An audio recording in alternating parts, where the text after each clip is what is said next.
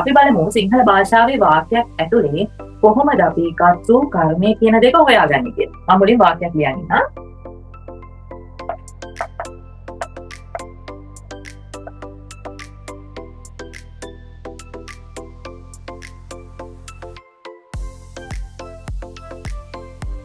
ඔන්න වාක්‍යයක් තියෙනවා ගුරුවරු දරුවන් යහමඟ යවති කියලා. මේ වාක්‍යයේ කොහොමද අපි කර්තෘ කර්මය කියන දෙක හොයාගන්නේ? අපි මුලින්ම හොයාගන්නේ මේ වගේ වාක්‍යයක් දුන්නම අපි මුලින්ම හොයාගන්නේ මේකේ සිදුවෙන ක්‍රියාව. මොකද්ද මේක සිද්ධ වෙන්නේ? ගුරුවරු දරුවන් යහමඟ යවති. යහමඟ යවන එකනේ සිද්ධ වෙන්නේ. අනේක අපි දන්නවා ආඛ්‍යාතයේ විදියට. හරිද? යවති කියන එක අපි දන්නවා ආඛ්‍යාතයේ විදියට සිදුවන සිදුවීම ආඛ්‍යාතයේ ලෙස ගන්නවා.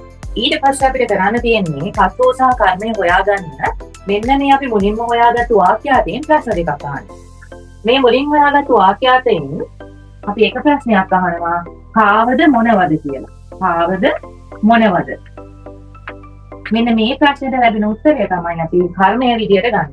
කාවද මොනවද කියන ප්‍රශ්නය අහුවට පස්සේ මේකට ලැබෙන උත්තරය තමයි අපි කර්මය විදියට ගන්නෙ. බලන්න. යහමඟ යවන්නේ කාවද? දරුවන්න තමයි යහමඟ යවන්නේ. අන්න එහෙනම් එයා ගත්තා කර්මය විදියට. කර්මය. ඊට පස්සේ අපිට තව හොයාගන්න තියෙනවා කර්තෘ. කොහොමද කර්තෘ හොයාගන්නේ?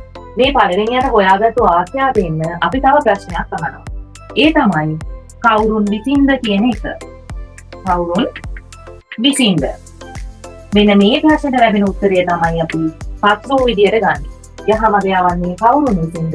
ගුරුවරු විසින් තමයි යහමඟ යවන්නේ. අන්න එහෙනම් එයා ගන්නවා කර්තෘ විදියට. හරි නේද? ඔන්න දැන් අපි දන්නවා වාක්‍යයක කර්තෘ කර්මය සහ ආඛ්‍යාතය හොයාගන්නේ කොහොමද කියලා. මුලින්ම අපිට වාක්‍යයක් දුන්නම අපි ඒක සිද්ධ වෙන ක්‍රියාව හොයාගන්නවා. ඒ ක්‍රියාව අපි ගන්නවා ආඛ්‍යාතයේ විදියට. ඊට පස්සේ අපි හොයාගත්තු ආඛ්‍යාතයෙන් එක ප්‍රශ්නයක් අහනවා කාවද මොනවද කියලා. මෙන්න මේකට ලැබෙන උත්තරය අපි ගන්නවා කර්මය විදියට.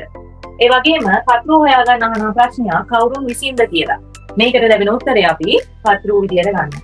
ඔන්න ওই විදියට තමයි සිංහල භාෂාව ඇතුලේ ගොඩනගෙන වාක්‍යයන් වල කර්තෘ කර්මය සහ ආඛ්‍යාතය හොයාගන්නේ.